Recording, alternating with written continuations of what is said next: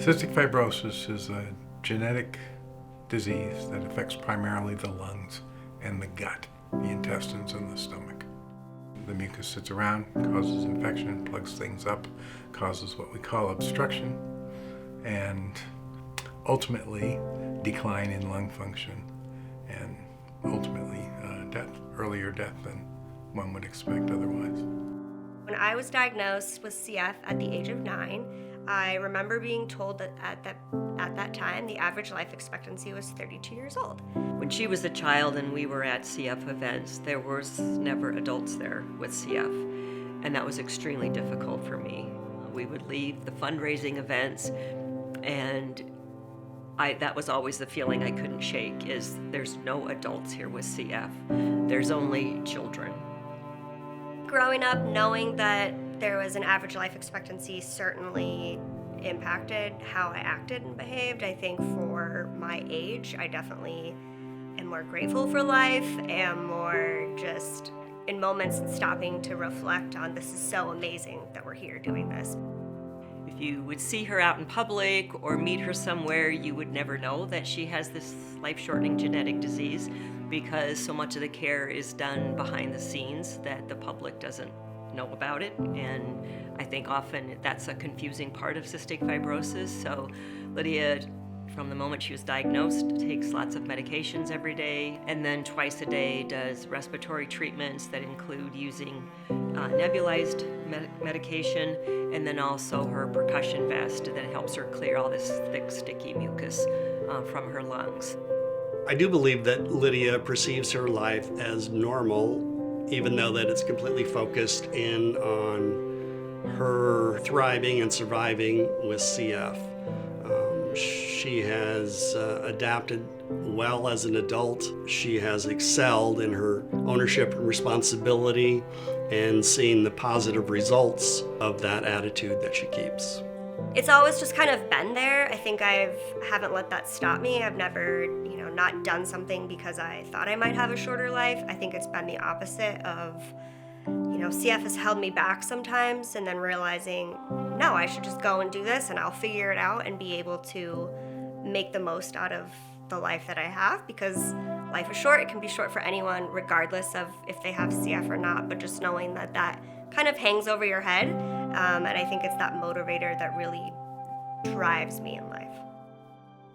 CF is a progressive disease, and that frustrates me, but probably what frustrates me more about the type of disease it is you can be really compliant with your treatment, but it doesn't guarantee you anything.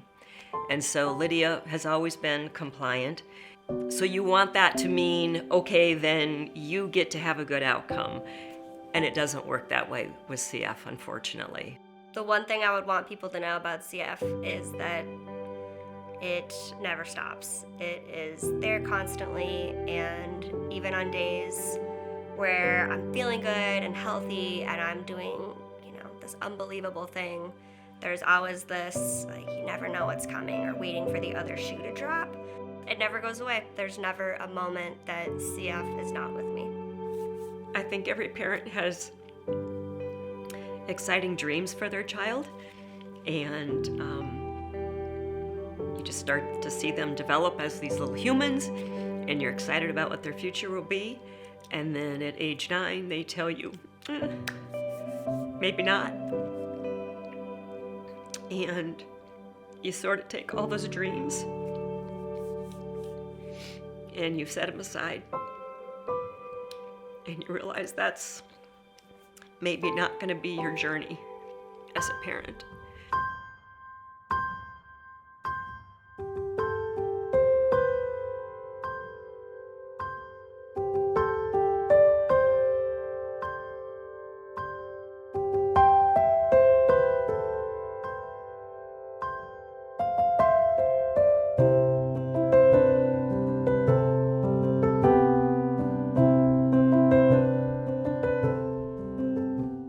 From one parent to another, I would certainly suggest then that love your individuals unconditionally.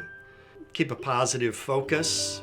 Not every day will be positive, but your positive focus then will carry you through long term. really, I feel like my generation is kind of this transition generation, and that unfortunately I've lost friends to CF, and there's others, adults with CF, who, we're never going to get lung function back.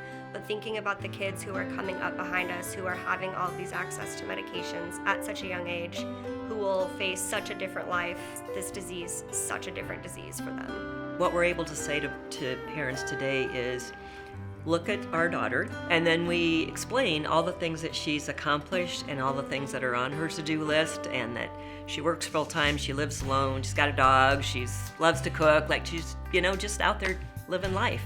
And that is a future that you can have. And especially now with a newborn, having access to all these medications from the get-go is truly life-changing for new parents. But really it's about reassuring them there's a whole lot of hope out there, and look at our daughter, and I think you'll see that.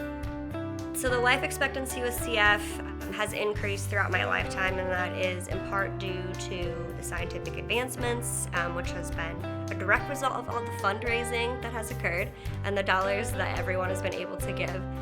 But so now the life expectancy with CF is 54 years old, which is amazing, and this is actually the first time ever that there are more adults living with CF than children. Cystic Fibrosis Foundation putting in money and really being involved in the scientific guidance as well has made a huge impact on moving these forward. I don't think we'd be anywhere near where we are without the foundation's input and impetus. 32 marks a celebration and a personal defiance, if you will, of I'll show them because I'll survive longer than 32. I'm 32 this year, which is a sentence that's just wild and exciting in itself. All the life that you get to have between 32 and 54. I mean, when you're 9 to 32, it's school and college, and a lot of it's like defined for you of what society, expects. But I think once you hit 32 to 54, it's an unknown roadmap. There's no set, like, these are the things that are going to happen for you, and so it's just the adventure of I have no idea what's going to come. I think my other hope of 54 being the new 32 is, I think the hope that everyone has, that there would be a cure, and that I would be able to be alive for that in my life.